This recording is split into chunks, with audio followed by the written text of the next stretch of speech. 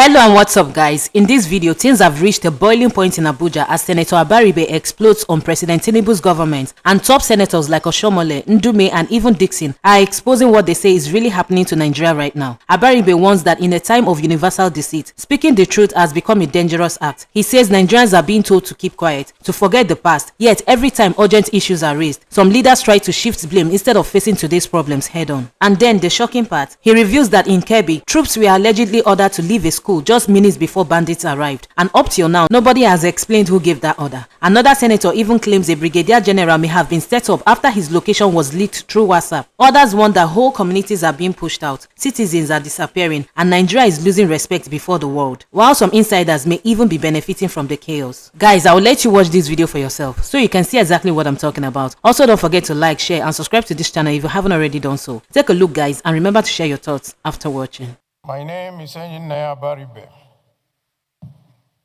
and I represent Abia South. The writer, George Orwell, made a very profound statement, which I will quote.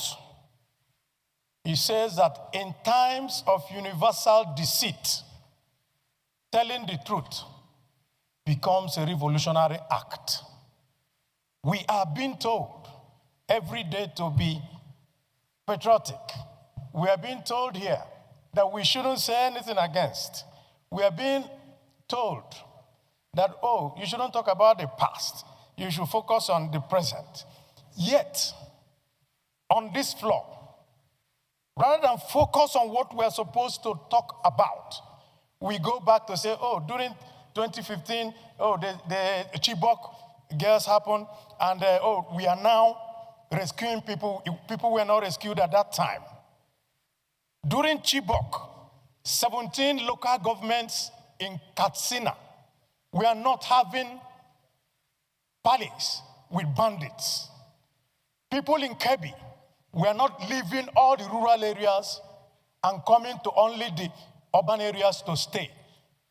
People in Naija were not being kidnapped. So why do we need to? At any time we need to talk about the present issues of today. We go back to start to look for excuse for our failures of today. I only want to say, let us do the right thing. We're not blaming this government for what they are finding itself, but it is the government in power, and they should do the right thing. What are the right things? We take only one example. The governor of Kebbi said that somebody ordered troops out and people were kidnapped. Till today, nobody in Nigeria knows what happened. And no question has been asked. And we're sitting down here as a parliament, and we turn and we talk. Yet, somebody is responsible. If I'm the commander-in-chief, I will call the army commander in that place and the head of the army and say, if you don't get me the head of this person who withdrew the troops to put all these children in jeopardy, then you make an example of him. That is how a country is run. A country is not run on pacification. A country is run on confronting issues. I rest my case. You should try and put off your microphone. I want to associate myself with the submission of Senator Abaribe. When distinguished Senator Ashiru brought this issue up, just that he tried to do a comprehensive work of going through all the insecurity situations in the last few weeks. But there are certain salient points that we ought to bring out for the attention of the Senate. For instance, whether it is true, the social media report that the Brigadier General Oba that was murdered because he revealed his location via WhatsApp and even told them how he should be rescued. And it is said that there was complicity and that somebody within the security agencies sent the location to the bandits. And the bandits went there and captured him. It's not easy for a general of that nature to be captured and killed in a war situation. The country loses a lot. And then in the case of, is it St. Mary's or so, in Kebbi State or what, the school? I'm talking about the one that the soldiers withdrew. Where? In Kebbi Matters. So, distinguished colleagues, there is a story. The governor was crying out that they had credible intelligence that the school was being targeted by bandits. They even gave notice that they were on the way. And so soldiers and security services went to the school. I've seen pictures, brought out the children and taught them how to defend themselves. And I've seen those pictures. That the moment those bandits arrive, what you do is, as soon as you notice that we have come, you go down on the floor so that you will not get caught up by the crossfire. They brought out the children to the football field. I have pictures. And the children were taught different skills of how to escape the situation. So they went to sleep. By 4 a.m., the soldiers withdrew. By 4:30, 30 minutes after, the bandits entered and operated unfettered. I think that's what Senator Abaribe is trying to say. You have more explanation? Okay. Okay. Go ahead. Dickson, Bayelsa West, and I rise to make a brief contribution to this discussion on a very serious issue. Yesterday, you will recall, Mr. President, that out of concern, I raised this issue with you, and you said this motion was being considered. So I'm happy that the deputy leader has brought this. But let me observe, just as the way Senator Abaribe also touched on that briefly. Please, this is one of the most trying periods that our country is facing. Even in battle times, in war times, it's not easy to lose a brigadier general. It's not easy to lose a brigadier general. Even in battle times, it's not easy to see this mass of communities being displaced, harassed, taken hostage, and people killed in several parts of our country. Our democracy, right before our eyes, is being rubbished.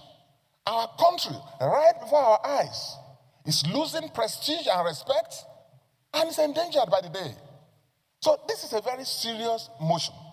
And I want to briefly object to the way and manner some of the comments from the other side have been on this very serious issue. This is the Senate of the Federal Republic. Sorry, no, please. I'm coming. Let me make my views, please. You will learn, but which other side? There's only No. There's only one side of the motion, the mover of the motion. No. I'm coming. Before I say, please. The mover of the motion talked about. This was Senator Dickson.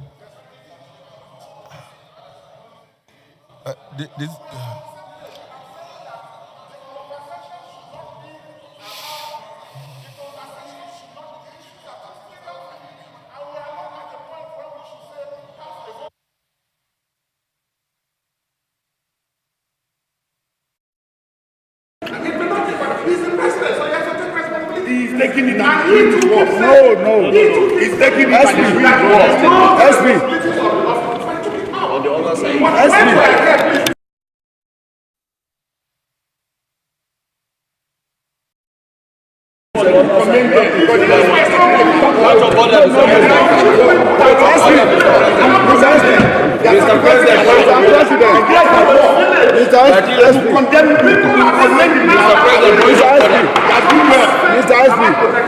You are protected. You are not protected. Why are you allowing the Senate? to discuss this issue of national security. When Naija is serious issue, I'm not as this Senate with an extension of the presidency that we will come here and comment on a situation like this. Please, I respectfully request withdraw that statement. You have to withdraw that statement. You have to withdraw that statement. No. We can talk about commendation. No. All the prayers that are going all of that now. Commend them. Because they are good partners who commend them. Time is up.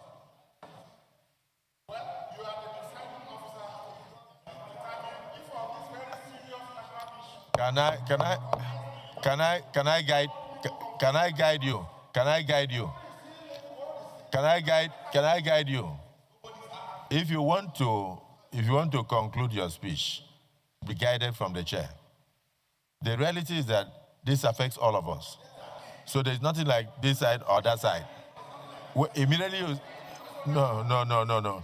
Well, the person watching you outside will think that the Senate is in two divisions. On the issue of insecurity that we are discussing, we are one side. The entire Senate is one. So there's nobody here that will come and say that this side is treating the issue with levity, this side. And if you say we should not commend the president, it simply means you should tell the president to sleep. When a man has canceled his international trips and step back to face the issue, what you are seeing is an attack on Nigeria by our enemies. And it's even as I'm speaking with you now, I understand that yesterday, in the same community or so, that they went there and then abducted a pregnant woman with the 11 others yesterday night. You don't know when it will come to your village. So there's nothing like this side and that side. We are all Nigerians, and we are all concerned with what is going on. So I would prefer that we concentrate on solutions. And what we are saying is that we must rise to the occasion. This country cannot bow to despair. Neither can we bow to fear. People are perpetrating this. They are human beings. Senator Garba, maybe you may wish to highlight what you saw on the video you showed me today. Please stand up and do that. Because when you invited Senator Abaribe to speak, you went on to reinforce the sentiments expressed by Senator Abaribe. Abaribe is not of APC. And so any attempt by anyone to distract us from what is obviously a national issue is a disservice to our collective desire to stand firm together and find a solution to what is clearly a national problem that has been there for over 20 years. Mr. President, I am not ashamed to affirm that President Bola Tinubu is doing his best. Correct. He's doing his best. That we have not yet there doesn't mean that he has done anything knowingly, whether by negligence or lack of interest. Under your leadership, Mr. President, you have encouraged us to approve not once, not twice, special supplementary budget to support our armed forces, arising from the request of President Bola Tinubu. Those requests were not meant for the armed forces to buy ice cream. It wasn't meant for them to do tobola in military nightclubs. They are meant to strengthen the armed forces, to re-equip them, to give them access to acquire modern technology, and to train, and even now, directive to recruit more men and women into the armed forces. Therefore, there can be no question that President Tinubu is doing his best. In moments like this, the devil can come in and make us so confused that we might turn against ourselves and then, by default, allow the enemy to behave as if he's happy at an upper hand.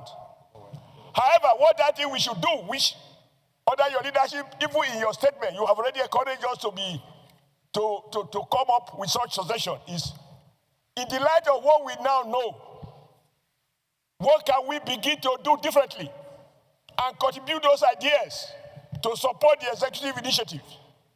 One there, for example, is, and you amplified it, even in greater details than any one of us in this house, when you revisited the statement by the governor of Kebbi State.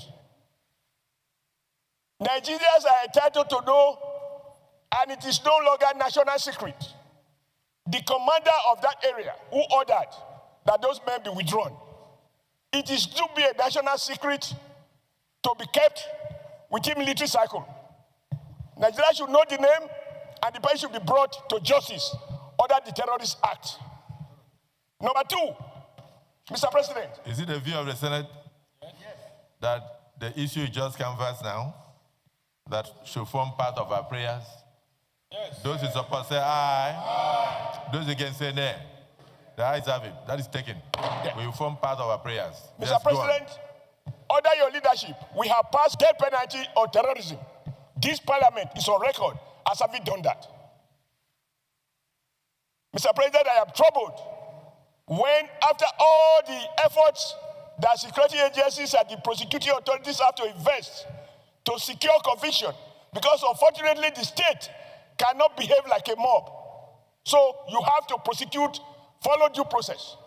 I am troubled by the conflicting judgment by various high court judges.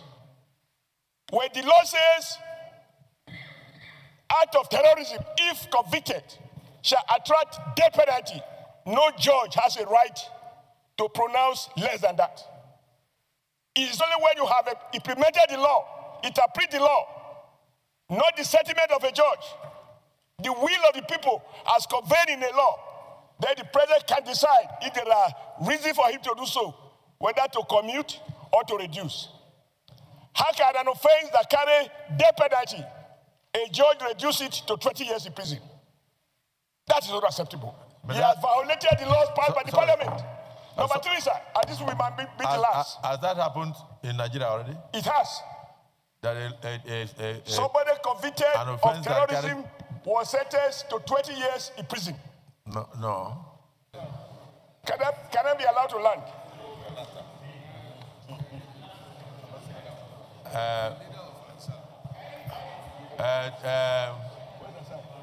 Distinguished Senator,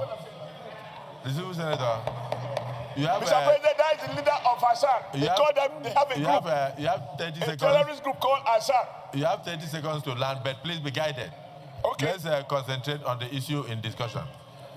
I will be guided. These are our people. For example, somebody allegedly killed someone who came to attack him on his farm. And because he killed in self-defense, the man was sentenced to death. But there is no evidence that those who have come to attack farmers and kill farmers, there is no evidence that they have been so convicted, sentenced to death. These are some of the issues we have to deal with so that nobody is given any excuse to misunderstand what is clearly a national challenge. I believe that President Tinubu inherited a situation that was already so complicated that no one of us, if we were to become president, can decree insecurity out of existence overnight. But we can begin to mobilize discernible action. We can begin to re-examine some of the discontent, but also call on the security chiefs. I am sure my colleagues here, you listen. When the chief of defense staff said there is what they call war economy. That is to say, there are officers who may well be making money from this crisis. And that is why the issue of accountability, even on the part of the armed forces, is now a requirement that our relevant committees should be able to work on and ensure that we do not have saboteurs in the army or those who don't want the crisis to end, such that, we keep appropriating money, people are getting richer, and more Nigerians are being wasted. But I conclude by saying, all of us must commend the president for what he has been doing. If you see his face on television, you know that the president is not sleeping. What we need is our collective wisdom to reinforce his own limited wisdom, because nobody has monopoly of wisdom, so that together we can find a holistic solution. This situation calls for national unity. It calls for collaboration. We must not talk as Christians or as Muslims. We must not talk as Northerners or Southerners, Easterners or Westerners. It's a national challenge, and we need a national solution. Thank you, Mr. President. Colleagues, I'm Senator Ndume from Borno South. Mr. President, I want to actually commend my colleagues for showing deep concern and extensively discussing this very, very important motion. Section 14.2 of the Constitution is very clear. The purpose of government is security and welfare of its citizens. This problem of insecurity has bedeviled this country for a very long time. This chamber, that is the Senate, should not be lamenting. As you said, should be looking for solution and making appropriate recommendation. Fortunately, this president is responsible in terms of the issues of insecurity as exhibited by canceling his trip to G20 in order to attend to this very serious problem. I want to really add on what the former Senate President said, Senator Ahmed Lawan, on the way forward. I have been the chairman of Committee on Army in the 9th Senate. And during his leadership, we had, I think, 4 summits on this issue of security. Unfortunately, it didn't solve the problem that time. Recommendations were made and efforts were also made. Distinguished colleagues, let us use this opportunity to give the president or the leadership the necessary support in order to address this very serious problem of insecurity that is expanding to a level where government will sit down and negotiate with criminals or bandits or terrorists. The Nigerian Armed Forces and other security agencies are putting in their best. So, I'm really not comfortable with blaming them. Nigerian Army, for example, is operating in almost 32 states as it is now. They are overstretched. They don't have the number. The whole of the Nigerian Army, up to now, are not up to 300,000. I'm the one. 177. Okay, it is the police that. So the Nigerian Army is less than 200,000. Nigerian police, less than 400,000. In fact, our security agencies all put together, including civil defense, DSS, whatever we have, it's not up to 1 million. In Egypt, the total population of Egypt is about 100 million. They have 1 million police. They have 500 active armed forces. 500,000. And they have 800,000 reserve. That is Egypt with 100 million. Okay. And distinguished colleagues, in every family in Egypt, if you have an adult that is up to 18 years or above, one of them must be in one of the security services. That is part of their role. So, the solution is what I have been talking since I was the chairman of Army. There are 4 things that need to be done urgently on a short-term, medium-term, and long-term basis. Number 1 is training. Our armed forces and other security agencies are not well trained for the challenges that we are facing now. The Nigerian Army is trained to fight an enemy that is identifiable. But this time around, they are fighting an unknown enemy.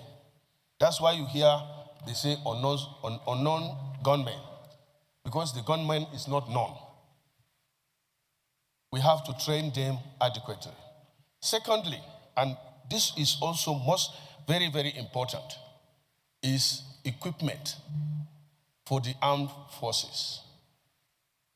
Mr. President, as I am speaking to you now, the Army aviation sector, which was strengthened by the current president, the coming of Mr. President changed the dynamics.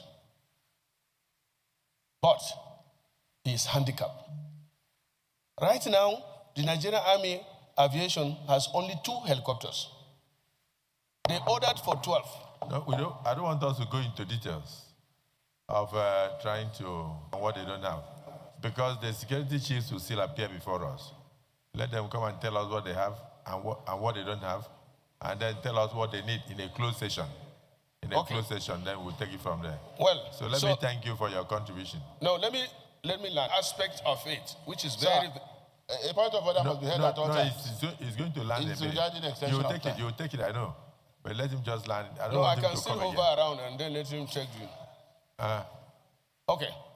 Lastly, sir, this is very, very important, and I understand. I try to bring a motion on that, and the issue of remuneration of the armed forces and other security agents. As I told you last time, in Africa, where they have army, the whole of Africa, Nigeria's base salary for a private is second to the last. They receive 100,000, and this is because the president, this current president, when he came in and we raised this matter, he doubled the salary. And do you know what? A private Nigerian army now is receiving 100,000. Their daily ration before was 1,500. Now the president increased it to 5,000. No. Mr. President, please be patient. This is very, very important. We are not yet there. Okay. When they come, we need. Sir, with all due respect, generals don't complain. You don't expect a general to come and tell the Senate here. No, we will compel them to discuss freely with us. Please. They have their CNC. That should be in a closed session. Let's not let's not bat their head Mr. President, behind their back. So we should give the president, get those kidnapped back. The only thing that they can do is to track. But we don't have satellite images and capacity. To your knowledge, we have. Sir, look, I was a governor up to Taraba, up to Jalingo. Mr. President. So it's just the wheel. Mr. President. I picked them up in any part of the country. God. So please, don't go there. How did they even... I'm giving you information, Mr. President, please. But I'm saying, we have 4 satellites. Nigeria has 4 satellites. And we don't have satellite coverage or surveillance 24 hours. We don't have it. The Civil Senator, can I thank you for your contributions? And plead that some of these details should be discussed in closed session. Point of order, Leader of the Senate. Today's deliberation in the Senate have once again highlighted the depth of Nigeria's security challenges and the urgency with which they must be addressed. Senator Naija Abaribe set the tone by raising concerns over what he described as a persistent culture of deflection, where present failures are explained away by revisiting past events rather than confronting today's realities. He questioned unresolved incidents such as alleged troop withdrawals in Kebbi State that left school children vulnerable, and he stressed that accountability, not excuses, remains the foundation of responsible leadership. Other lawmakers, including Senator Oshiomhole, Ndume and Dickson, reiterated that the security breakdown is now affecting communities across the Federation, from mass displacements to the killing of senior military officers under circumstances many find troubling. These senators echoed widespread public frustration, noting reports of internal sabotage, inadequate equipment, and structural weaknesses within security institutions. Yet, despite the sharp disagreements and emotional exchanges, there was a shared acknowledgement that Nigeria is facing one of its most trying periods. Several lawmakers called for national unity, insisting that insecurity must not be politicized. As they pointed out, the threats confronting Nigeria do not distinguish between region, religion, or political affiliation. The chamber also reaffirmed that while President Tinubu inherited a complex situation, he must now demonstrate firm, consistent leadership, backed by clear accountability from the military hierarchy. Beyond these debates, the Senate emphasized the need for long-term reforms, improved training, better equipment, increased manpower, and transparent oversight. Some lawmakers raised concerns about a war economy, urging closer scrutiny of officers who may have vested interest in prolonging the conflict. Others insisted that laws on terrorism, including sentencing guidelines, must be applied strictly and without compromise. Ultimately, today's session reflects a nation at a crossroad, demanding answers, seeking clarity, and yearning for decisive action. The issues raised carry implications not just for citizens within Nigeria, but also for observers internationally who continue to monitor the country's stability and institutional resilience. As we continue to follow this developing story, we encourage you to share your thoughts. What steps do you believe can genuinely shift the trajectory of Nigeria's security landscape? Your perspective matters. If you found this analysis helpful, please subscribe to Naija Star News, turn on your notifications, and stay with us for more verified updates. Thank you for watching, and I will see you in the next one.